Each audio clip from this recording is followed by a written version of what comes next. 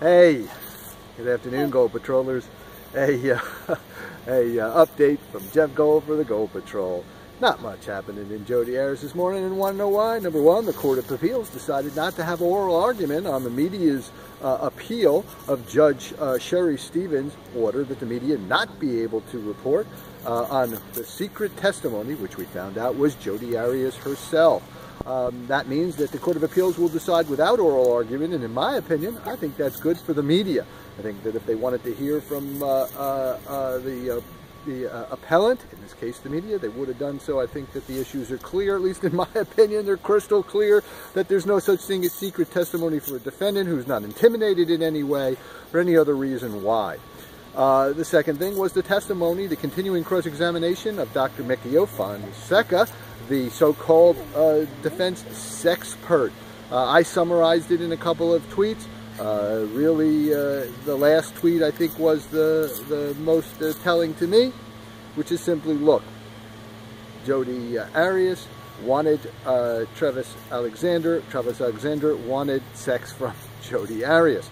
He made no bones about that to Jodi Arias. He did not lead her on. He never said that he was going to marry her. Just the opposite. They were not boyfriend and girlfriend.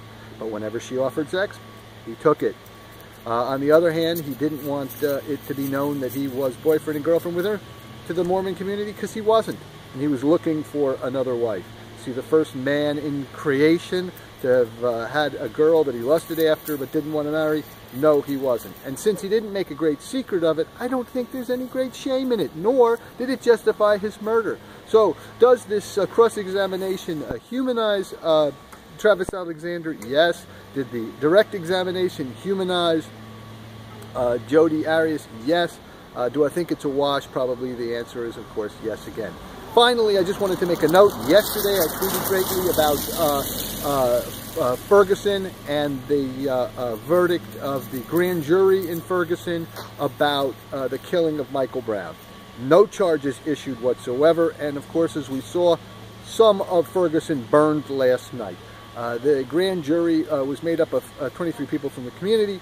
They made this decision as led by the prosecutor, who found really, of course, there was no evidence, but put it before a grand jury to let them take the heat, so to speak.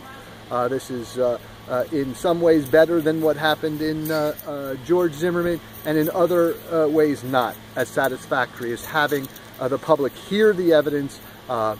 In George Zimmerman's case, of course, it was all before the media, before the public, on a stream trial, one that was covered live. Maybe in some ways that would have been better. In any event, it's another case where there is great controversy with a black man or male being killed by a white officer, or in George Zimmerman's case, a security officer. So the problem of race in America continues, and one that is misunderstood, frankly, by the white majority as to why blacks feel the way they do. But based on the evidence that this grand jury heard, there just was not enough evidence to even find probable cause. They couldn't even find 9 members of a 12-member grand, in this case it was 12-member grand jury, I misspoke, to find 9 members of a 12-member grand jury to find probable cause even. So they found the evidence tremendously lacking.